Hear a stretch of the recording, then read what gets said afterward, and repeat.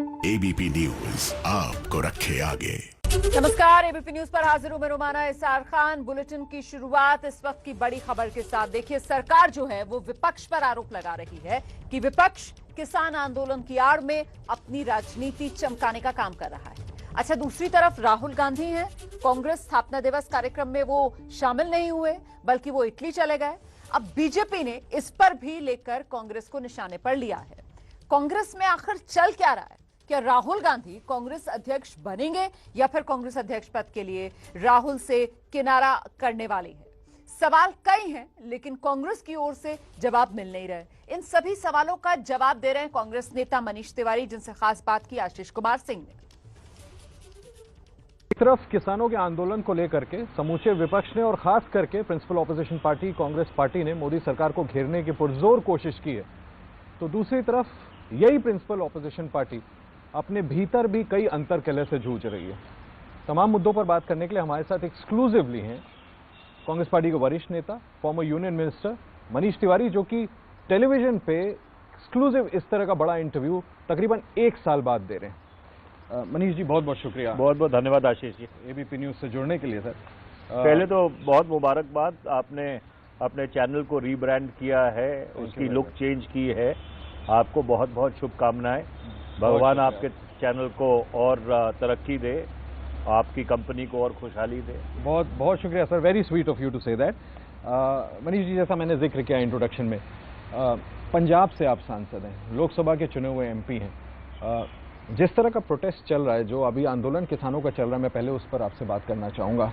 कितने दिन बीत गए, कुछ किसानों की जानें भी चली गई, लेकिन अभी तक जो किसानों की मांग है कि उन तीनों कानूनों को वापस लिया जाए, वो सरकार ने नहीं मानी है। लेकिन to be fair with the government ने अपनी तरफ से प्रपोजल्स दिए हैं कि हम ये 2-4 मांगे आपके लिखित आश्वासन तक देने के लिए तैयार हैं। फिर इस आंदोलन का मतलब क्या है? देखिए, ऐसा है कि जिस तरह से ये कानून पारित किए गए, सबसे पहले अध्यादेश के माध्यम से ये कानून उस समय लाए गए जब पूरा मुल्क कोविड से आतंकित था, मुल्क में लॉकडाउन था।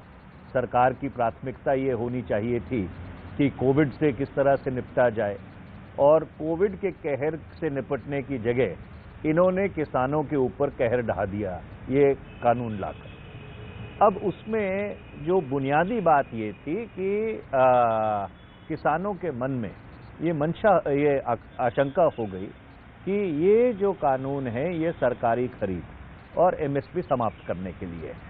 और उसकी पुष्टि इस बात से भी होती है कि इन दिनों पंजाब में मंडियों में कपा आ रही है, कॉटन, और कॉटन कॉरपोरेशन ऑफ इंडिया का ये उत्तरदायित्व है कि एमएसपी के ऊपर जितनी कपा आती है, जितनी कॉटन आती है, उसकी वो खरीद करते हैं। और अब उन्होंने आर्टिफिशियल सीलिंग लगा दिया है। 5000 टन कपा रोज आती है, वो कह रहे हैं हम सिर्फ 1250 टन खरीदेंगे।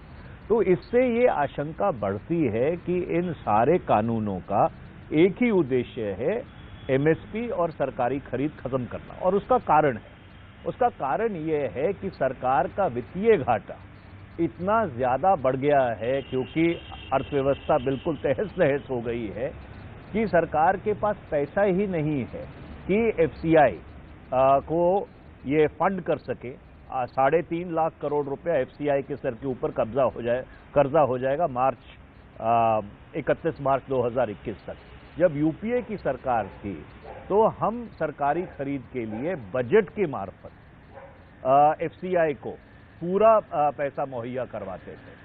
जब यूपीए ने सरकार छोड़ी 2014 में, तो एफसीआई के सर पे 90,000 करोड़ रुपए का कर्जा था। वो भी इसलिए क्योंकि वेज एंड मीन्स एडवांसेस सरकार देती थी। जब इनकी सरकार आई, खासकर 2017 में 2016 जब नोटबंदी हुई है, उसके बाद जो बजट आया, उस बजट में इन्होंने एफसीआई को सरकारी खरीद के लिए पैसा देने की जगह एफसीआई को मजबूर किया कि आप नेशनल स्मॉल सेविंग फंड से, एनएसएफ से कर्जा लीजिए। अब वो कर्जा इतना बढ़ गया है, अर्थव्यवस्था पूरी तरह से चरमरा गई है, तो इन्होंने सोचा कि हम सरकारी खरीद ही खत्म कर देते हैं। ना रहेगा बांस, ना बजेगी बांसुरी, ना सरकारी खरीद होगी, ना एमएसपी देना पड़ेगा। और उसका एक और बड़ा परिणाम है, जब आप खरीद नहीं करोगे तो फिर जो आपके नेशनल फूड सिक्योरिटी एक्ट के तहत आपकी कमिटमेंट्स हैं, जो आप खाद्यान्न 65% से ज़्यादा जनता को मुहैया कराते हो, फिर वो भी नहीं करवाना पड़ेगा। तो इस देश का जो पूरा सोशल सिक्योरिटी आर्किटेक्चर है, जो 1966 में जब एफसीआई बनी और सरकारी खरीद शुरू हुई, तब से शुरू होकर, और जब यूपीए की सरकार ने नेशनल फूड सिक्योरिटी एक्ट को पारित किया, ये सारे इस अमली जामे को, इस सारे सोशल सेफ्टी नेट को रोल अप करना चाहते हैं।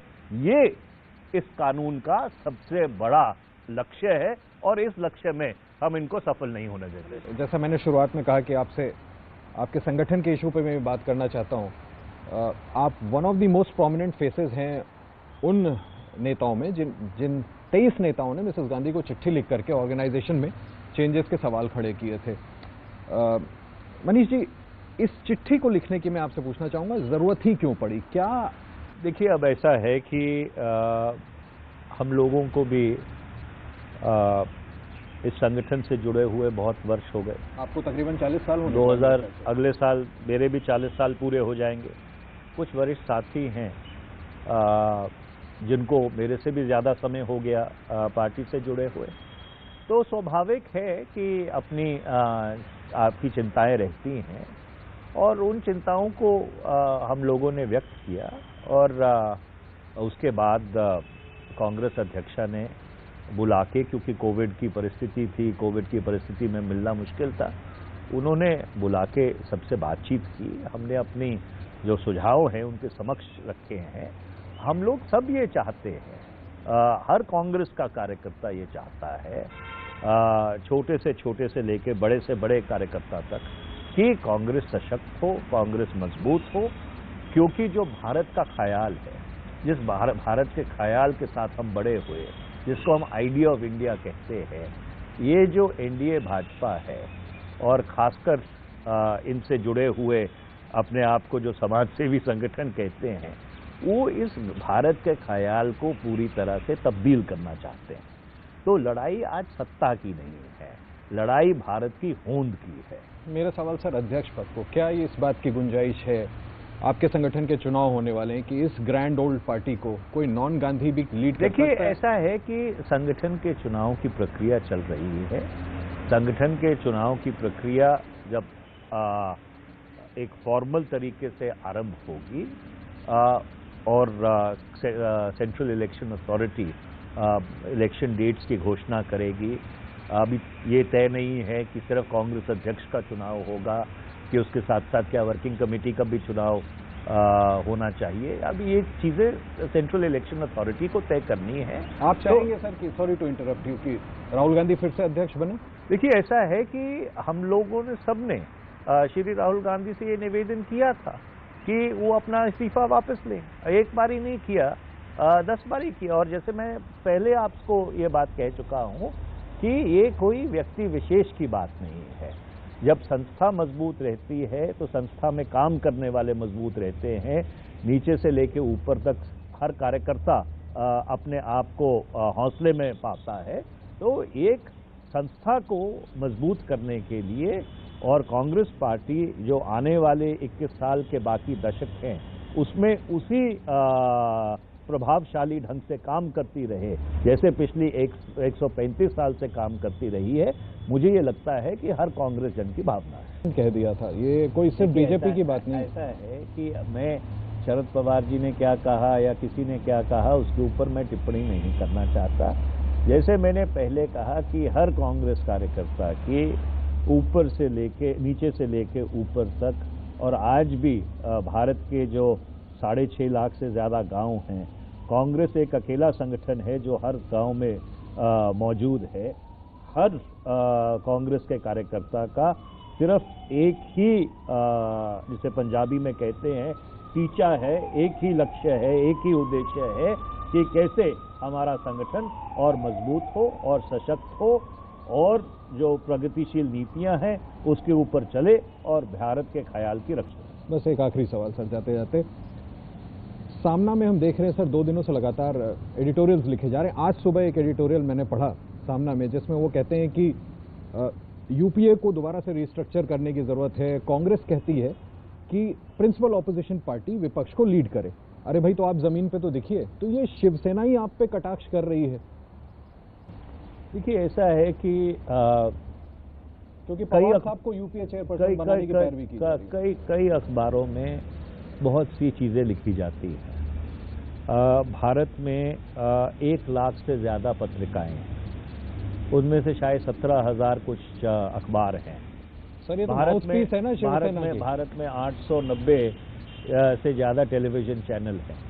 अब हर व्यक्ति को आज़ादी है अपनी बात कहने की, तो हर चीज के ऊपर कोई टिप्पणी करना जरूरी नहीं होता। जहां तक यूपीए का सवाल है, यूपीए को अगर और व्यापक बनाना है, उसके ऊपर यूपीए की चेयरपर्सन श्रीमती सोनिया गांधी जी जरूर चिंता कर रही होंगी या जरूर उसके ऊपर सोच रही होंगी।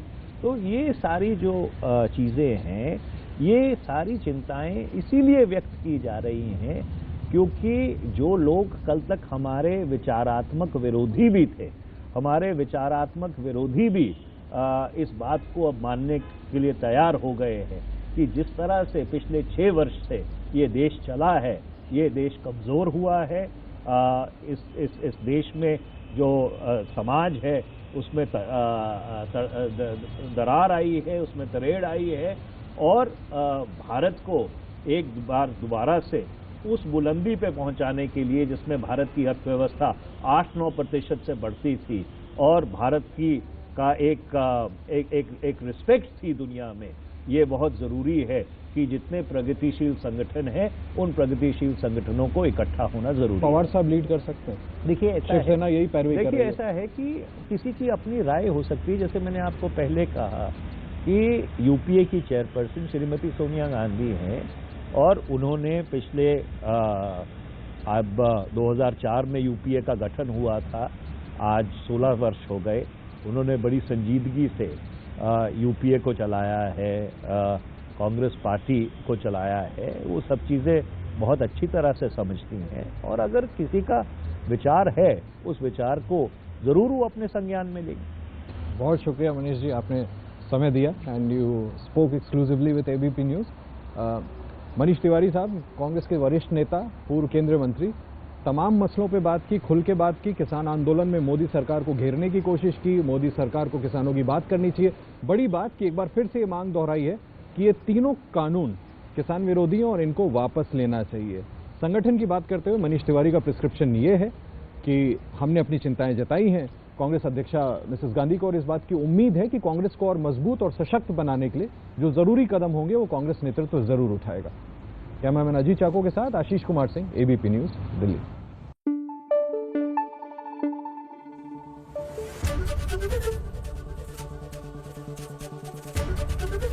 एबीपी न्यूज आपको रखे आगे।